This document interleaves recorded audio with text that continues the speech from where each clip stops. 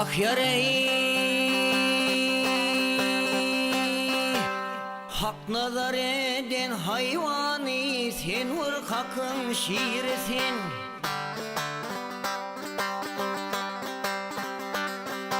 Hak nazar eden hayvani sen vur hakın şiirsin. Yol verin bizler geçeli hak perverdilersin.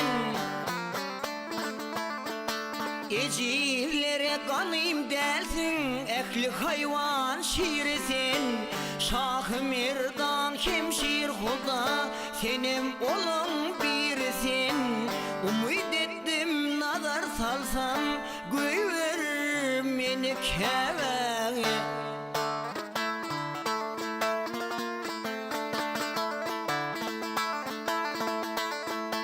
Üç gün boldu pay piyada, öz yurdumdan gelmişim.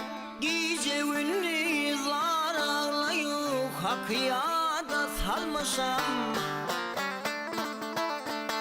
Teşne çölde menem yalnız sana duçar bolmuşam.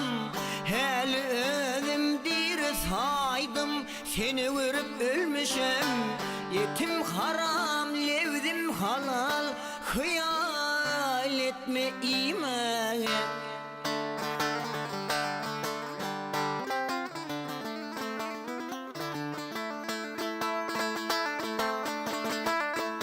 Renkin ineremin deş yası davan güryanlı. Yüz gözünün sana mendeş adamlat ney akıllı. Hak sana zinat beriptir hem gayratlı şekilli. Şiir hudanı tanar mı sen, senin adın da kıllı. Her cuma diyara deyle varıp gamır bağa.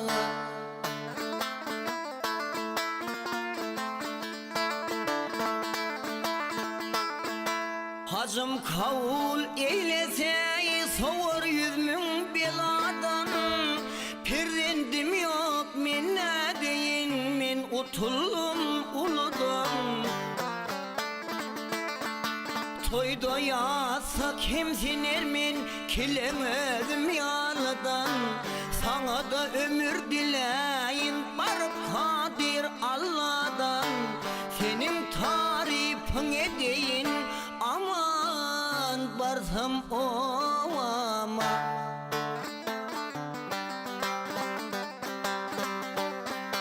Bereyin dise ırsgalı oğlu izi köp bolar.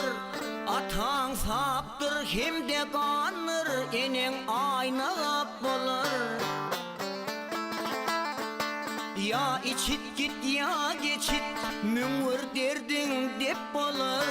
Kasım aydar bolmak ölmek ömdön gelyen dep bolar. Bir ahırsam men ölürmen, ıhtiyar yok söyleme.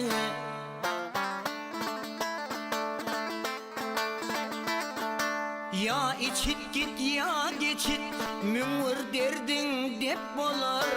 Kasım aydar bolmak ölmek ömdön gelyen dep bolar.